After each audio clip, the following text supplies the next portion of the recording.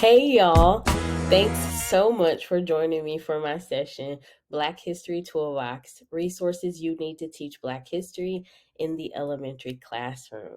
I am Dawnavyn James. I am a Black history researcher and educator, and I am also a former kindergarten teacher.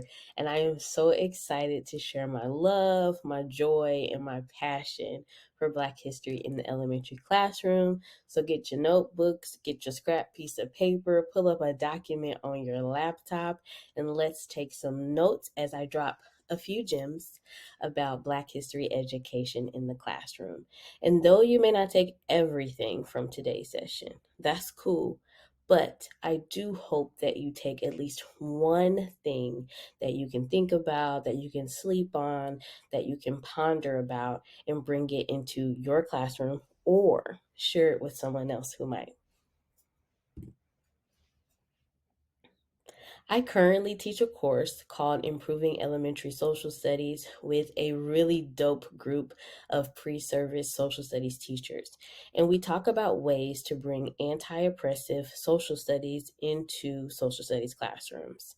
One of my students posed this question: when teachers think of Black history, they assume to teach about slavery, but there's more to it. How can we get educators to change that way of thinking? And that question in particular is definitely one of my purposes for today's session. Yes, the teaching of enslavement is important and it's definitely a Black history, but it is not all of the Black histories. There is more to Black history than that.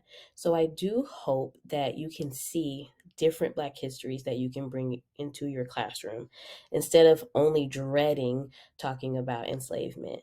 It is not the easiest topic to teach. It can be taught, but it is not the only Black history topic that can be brought into elementary classrooms.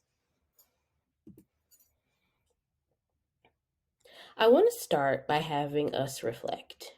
Reflection is important, and I am someone who reflects constantly.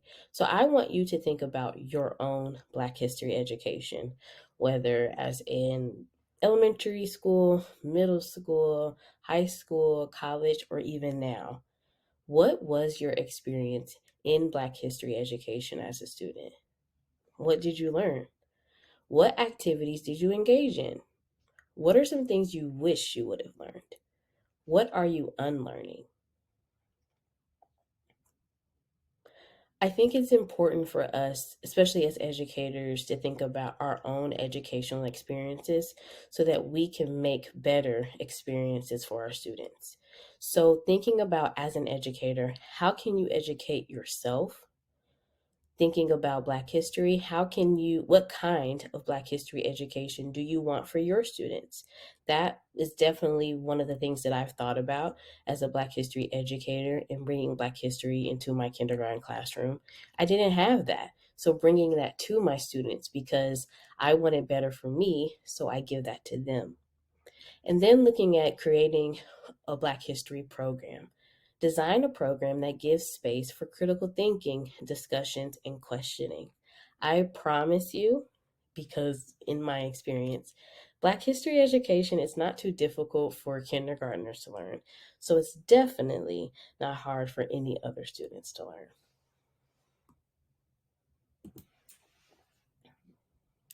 I believe that all teachers have a teacher toolbox.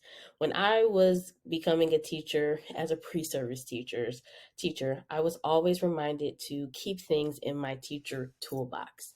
This toolbox holds so many things that I need as a teacher. They're either low prep or no prep things. They're things that you just know, and your teacher toolbox may differ than another teacher's. So, in that toolbox, there may be lessons for special moments throughout the year. I know I taught the same lesson, well, sometimes it tweaked, but I taught basically the same lesson on the first day of school. We always did the same thing. When certain holidays came up, I would teach something. There are books for certain moments of teaching. We all have those books that we like to read during a specific literacy concept or during a math lesson or on the first day of school, on the last day of school.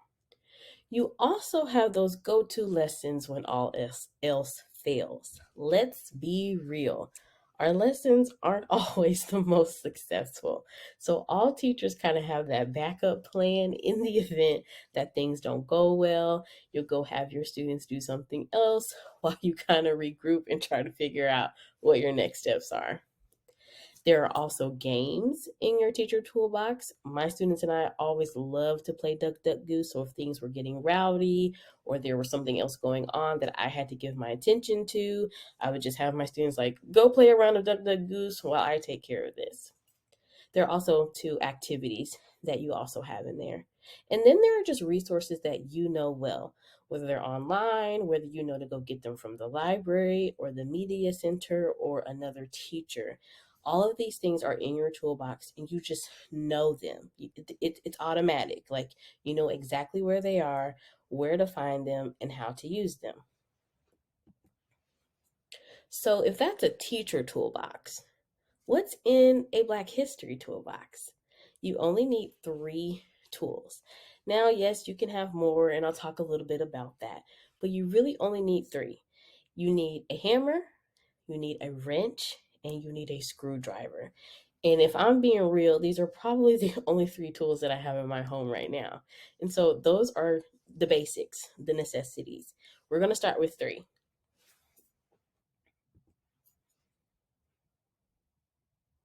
So let me define these for you. So the hammer. Hammers forge, shape, form, and mold.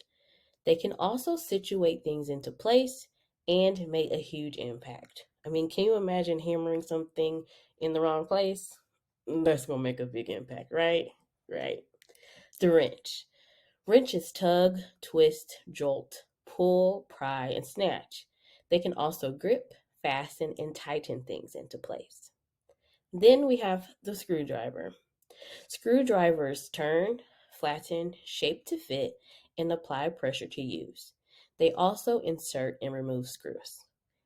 Now I know you're thinking, Donovan, what does this have to do with Black history? Well, let me work my magic. Let me show you. In our Black History toolbox, we have the hammer.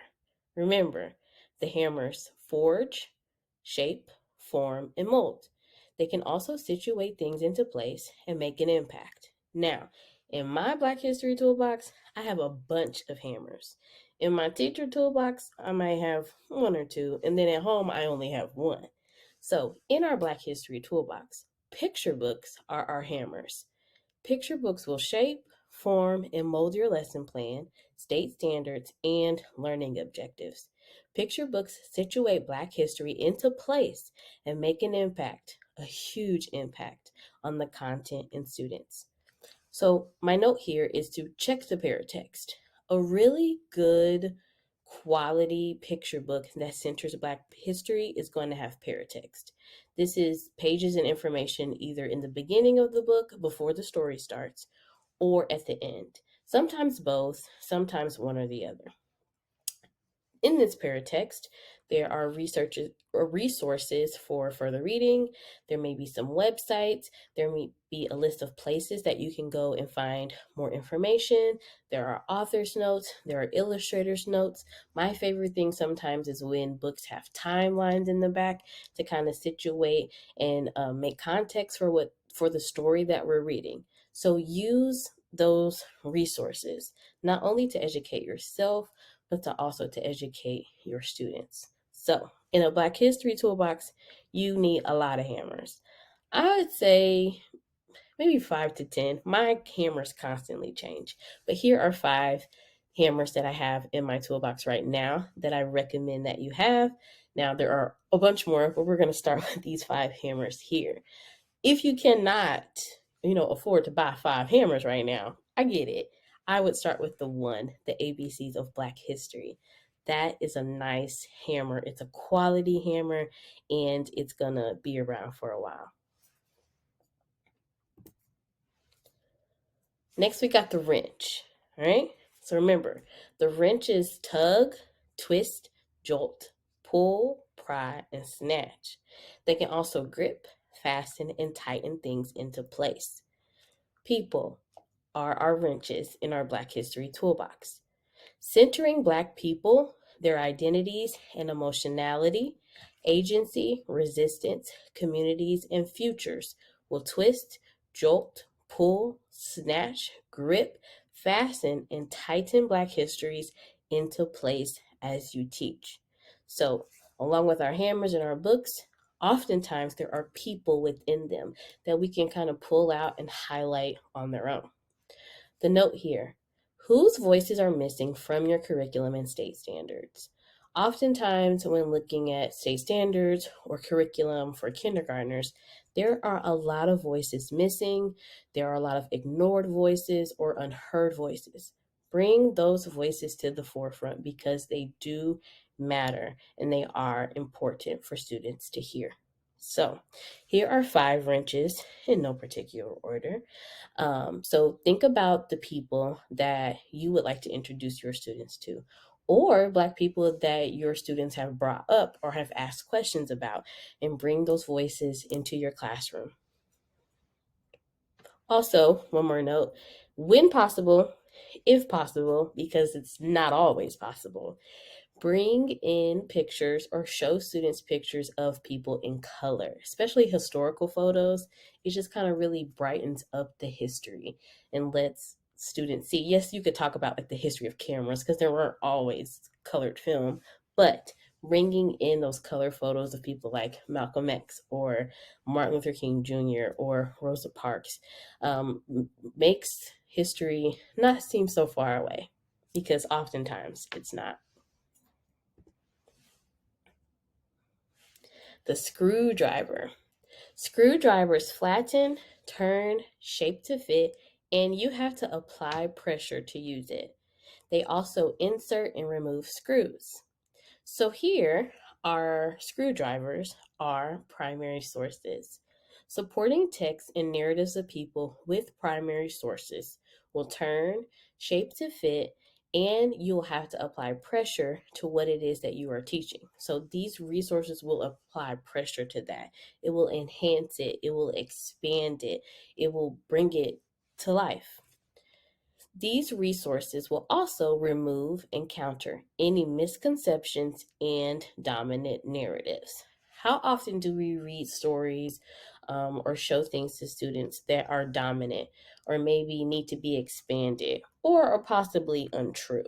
Bringing in primary resources for students to look at, examine, and analyze will put pressure on that lesson plan and really expand on what you're teaching and what your students are learning.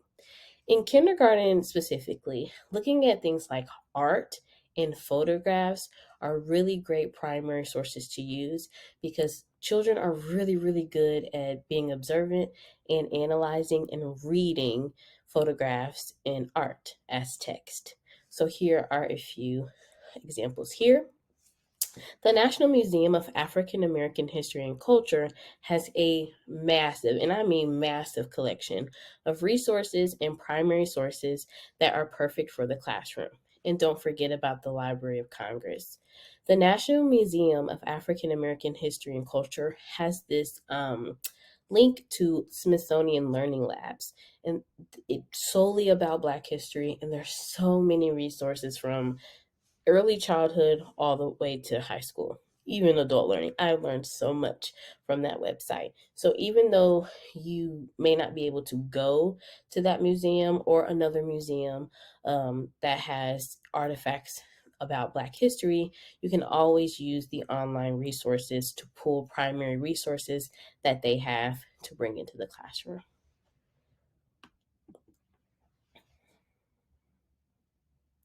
I promise you that these 3 tools will always get the job done. I have an example here from teaching kindergarten, and we learn about holidays and why people celebrate different things.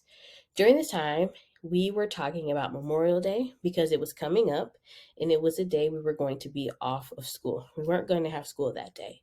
So I thought it was important for us to talk about why. Why aren't we having school that day? And what is Memorial Day? So I reached in my Black History toolbox and pulled out 2 books.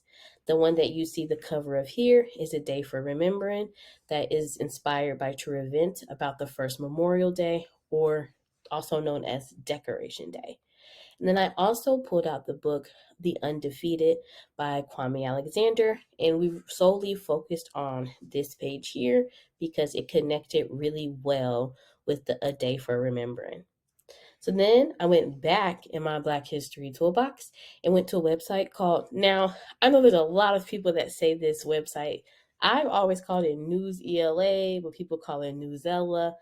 I'm not sure of the correct name of it, but I get emails, I think every day from that website, and there happened to be one about the first Memorial Day that was celebrated in Charleston, South Carolina. And I was like, this is going to go perfect with A Day for Remembering. There were photographs, which count as primary resources that we looked at, and then I read a little bit of information. Something else that I keep in my Black History Toolbox is song lyrics. I love having students analyze songs. There's so many messages in songs, and it's also a way to bring in literacy. So I often will have students look for sight words or high frequency words or decode messages in song lyrics. In this example, there is a song mentioned in A Day for Remembering. And I just went, found the lyrics, and printed them out. And we used that during our literacy time. Now, mind you, this is a fusion of literacy and social studies together. We also looked at a photograph from that day of children marching and going to a parade. So students analyzed and questioned, and we found out more information about that. And then we also did an activity. We often create flags, talk about symbolism and symbols of America. For this particular flag, we thought about different symbols and words that we could use to remind us of this history, of this story, and about this holiday. So I made a list and I created it on a document sheet. So some symbols you see, like flowers that were placed at the gravesite, a soldier, those were the men who were being honored. And then there's a flag because we put flags on graves during Memorial Day. And then there's some words about the location, the setting, the who, the what, when, where, and why of Memorial Day. And these flags that you see are actually envelopes. And so we created a flag on the outside, and then we opened it and we put all of those symbols and words and photographs, everything that we learned about Memorial Day in there, so that my students could carry this Black history with them and share it with other people. So I used all of these things. They were already in my Black History Toolbox. I had already kind of known a little bit about each of these things, and I was able to pull this out to teach a social studies standard in my kindergarten classroom.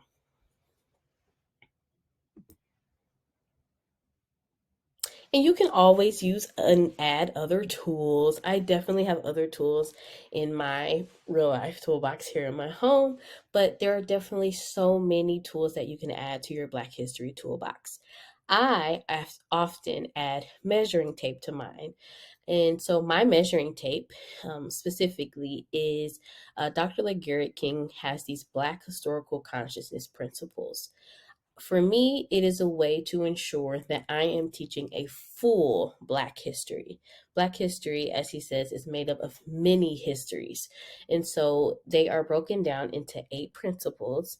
And so when I first learned about these principles, what I did was to make sure that I had books from each of these Black history principles, whether it was about power and oppression, Black joy and emotionality, Black communities, Africa and the African diaspora, Black futures, so on and so forth. So I made sure that I had books there. But this is also a great tool for me to measure to ensure that I'm also teaching a full Black history, and I'm teaching all types of histories and exposing students. Right now, my students are pre-service teachers, but exposing them to all kinds of different people, different resources, different books to teach about in their classroom. So these 3 documents come from an article that I worked with Dr. LeGarrette King and Dr. Brienne Pitts on in social studies for a social studies in the young learner. And these are the Dr. King's Black Historical Consciousness Principles modified for elementary educators to use, and they all come with a commitment for teaching these Black histories. So here is another tool that I use that I also would love for you to add this measuring tape to your Black History toolbox as well, to measure to see how you're doing with your Black history. Are you only focusing on power and oppression all the time? If so, add another Black history in there. Are you always teaching about the same people every school year? You can, and that's okay, but have you thought about expanding their narrative, learning something new about who they are, including someone else that they knew that was living at the same time as them? So this measuring tool is really helpful for me to keep me accountable, to ensure that I'm only not like honing on to one Black history. So in the beginning of our session, we talked about enslavement. Yes, enslavement is important to teach, but what else could you teach about? And could you teach about Africa first and what was happening there and the lives of Africans there then and the lives of Africans there and now? And also talk about enslavement? Absolutely. But enslavement shouldn't be students' first introduction to Black history. There are so many more histories that they could be introduced to before we get to that. And then there are ways to teach enslavement as well, appropriately and critically for students.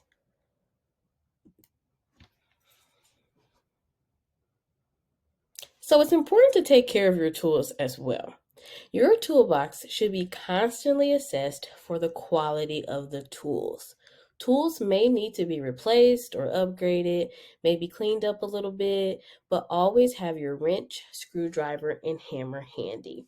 So I have an example here. In kindergarten, we talk about geography. And so one of the things we've talked about is Africa. So I asked them, what do you know about Africa? And as you can see here, they know about the animals. They know about the Lion King. There's tall grass, there's houses, but mostly there's animals. Then we watched a video that was on the website Vocabulary that expanded on that narrative and fixed some of our misconceptions. So then I asked them again, what do you know about Africa?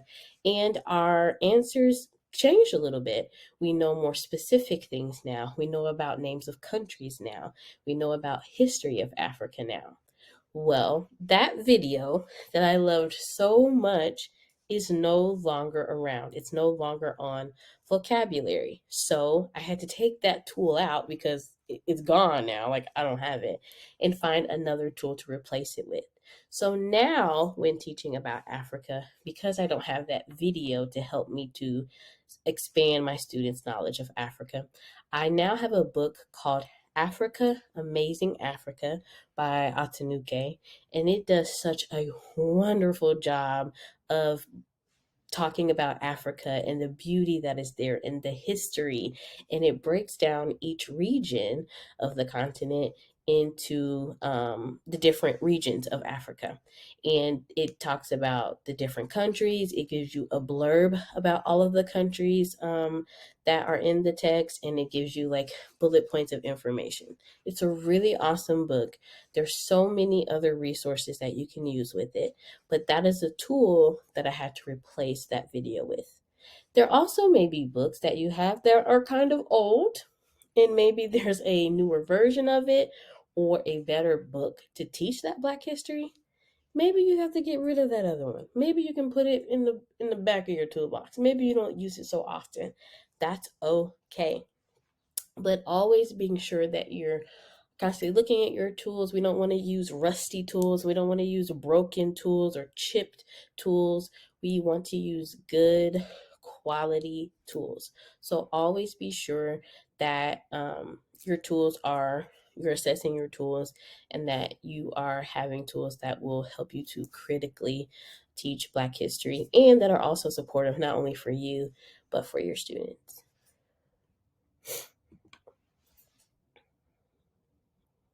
So, some tools you may need. You may need a saw or an axe. You can even take your tools out of the box and put them in a tool belt. So maybe you're like, you know what, I need to take these tools with me to a meeting, or I need to take these tools with me to, here or there. Sometimes you gotta, giddy on up and take your tools with you. So why in the world would you need a saw or an axe in your Black History toolbox? Well, let me tell you. So when I was teaching kindergarten, there is a standard I taught in the state of Missouri that is about historical figures in American history. And students should be able to describe the contributions of American historical figures. And there was a list there, but the list was missing some voices. The resources weren't, the best. And so instead of looking at people here that we normally look at, Abraham Lincoln, Thomas Jefferson, George Washington, Lewis and Clark, and looking at documents and photographs from that is a very whitewashed American history. Not to say that we should not teach about these people. We should critically and with counter narratives instead of dominant narratives. But sometimes you got to take out your axe and your saw and, break apart that standard a little bit to see where there's room for you to bring in, remember those voices that aren't heard, that are ignored, that are muffled, that, standards and curriculum aren't listening for. So when you hack into those standards, looking for a place where we can bring in these other people, taking our American historical figures research. I know oftentimes teachers have their students do their own research. So taking it from here, from this, where am I pointing? From this to that. I don't know where I'm pointing. So, hacking in there and seeing where other people can fit.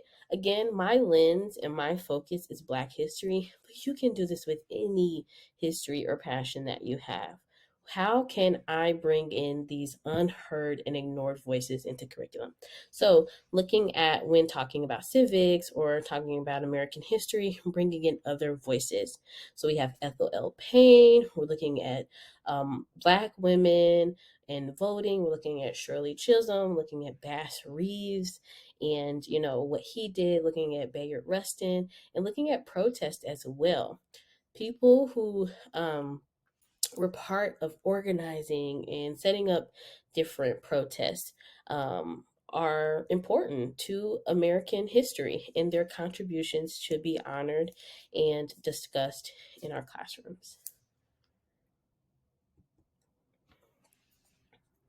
So think about ways to fill your toolbox. I believe that as educators, no matter what it is that you are teaching or learning about, but specifically here, we're talking about Black history, we should also always be thinking about ways to fill up our toolbox. And for me, you I am the most important tool in my toolbox. You are the most important tool in your toolbox. You can have the hammers, you can have the screwdrivers, you can have the wrenches, but if you don't know this stuff, if you don't know the information, if you don't know where to go find the resources, if you don't know the names of the people, if you don't know where to go get the books, if you don't know where to find the primary resources, how are you going to work? How are you going to get this work done? So the most important tool is you. So before we go out and we look for to go buy the pretty hammers, they are so nice and pretty. I have so many hammers. And to go look for the screwdrivers and the wrenches. How are you educating yourself? And this is constant. There's so much Black history, so much. And even though we can't know it all, we can always be educating ourselves. So here I provide a tool that you should add to your Black history toolbox. Along with purchasing the book, the 1619 Project Born on the Water, which is a beautifully written and illustrated picture book made up of poems and just really awesome illustrations that you can have students discuss and think and question about. there is this amazing educator's guide written by Ariel Johnson. And in it, it really is centering the educator. Like, it really is focusing on the educator and what the educator needs to know in order to teach about. And this book talks about enslavement as well. So, in order to teach about these things, these are the things that I, as the educator, the most important tool, need to know. So, in here, the letter is very detailed and it breaks down the book into different days. But something else it provides is those three tools that we talked about in the beginning. There is a list of hammers in there of really, really awesome picture books. There are lists and lists of them that you can use before you even read Born on the Water, but books that help you to affirm Black lives in your classroom, because that is very important. Really, again, looking at the people, their humanity and who they are. So looking at them. So there are a list of books in there. There's a list of websites, videos, and things that you as the educator can access to educate yourself and learn more about Black history. There are people there are quotes and things by people that you can kind of connect with and learn about as well. And then it's kind of broken down day by day and giving you guidance on ways that you can teach this book. But one thing it also centers is the book starts off by, us. I believe that this activity is definitely in our teacher toolbox. But when we have students kind of, we want our students to bring their history to school. Like, where are you from? Where's your family? And we're talking about personal history. I know that's definitely something we do in the classroom, especially in kindergarten. But this book starts off like that. The character in the book is given this assignment to find out where she's from, and she doesn't know what to do. I know in kindergarten we even made, talking about like, can you make a flag of where you're from? And just kind of thinking about, well, what if students don't know where they're from? And so this book kind of goes on that journey. But this educator's guide provides, alternative ways to go about doing an activity like that. Again, I think as teachers, we want students to know themselves, and we want to know them so that we can build community. But there's so many ways to kind of go about, asking that question, where are you from?